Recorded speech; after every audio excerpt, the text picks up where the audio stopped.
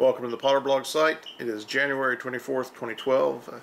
Reporting this evening another case of what we believe is potentially an instance of sabotage at a Progress Energy nuclear plant, specifically the Robinson nuclear plant. The NRC released an event report today of an emergency declared at the Robinson Energy plant. Here's that event report.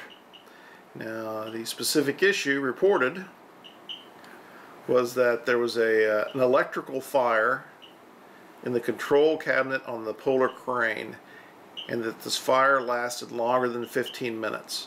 The fire brigade responded, de-energized the equipment, and confirmed that the fire was extinguished. There were no injuries as a result of this incident. Now notice the key statement here. Unit 2 is currently in mode 5, cold shutdown for a refueling outage. This Polar crane, and I'm going to show you a picture here of a Polar crane, the concept. The Polar crane lifts the nuclear fuel, the spent fuel and the new fuel, out of the reactor. Also pulls up the reactor top. And this is a critically controlled piece of equipment that one would expect would be highly unlikely for a fire to occur in it because of the controls that support it. And if you imagine the risk of a fire in a crane as it's moving nuclear fuel, dropping that nuclear fuel, or even dropping the containment on the nuclear fuel. Here's another photo of another Polar crane. Operated, looks like it's doing some refueling work in this one. Now, whether one believes these are an actual case of sabotage, or one thinks, oh, that's just crazy tinfoil hat talk. The NRC is a safety regulatory agency. And there's three key aspects to this situation. I'll blow these up here a little bigger. And that is, there's a history of sabotage during refueling processes at these Progress Energy plants. There have even been at least one that was identified during refueling as a case of sabotage. Now,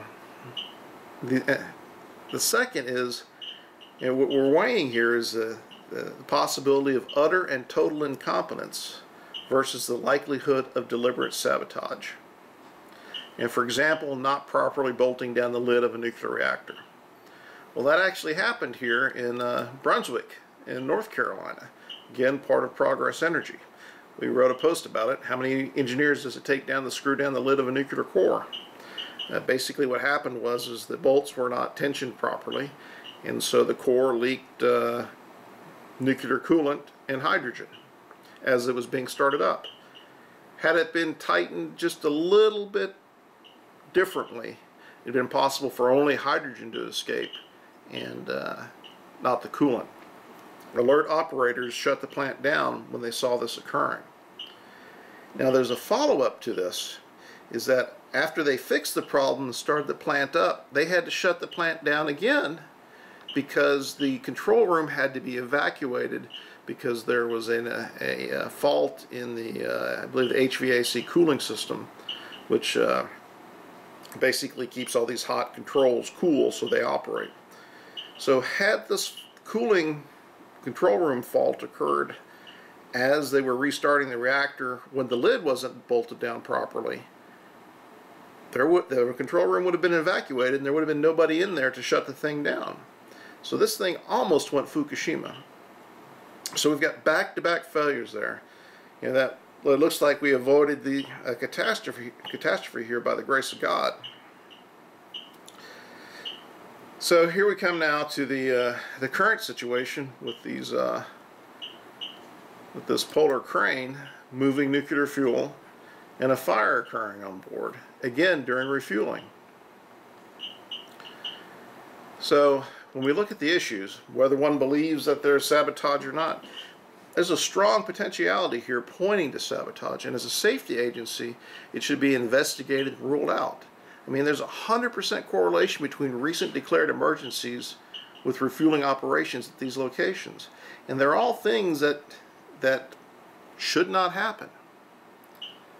So basically the situation is is the NRC needs to call in the FBI to do a criminal investigation to preserve evidence so that they can investigate the situation further and hopefully rule out sabotage.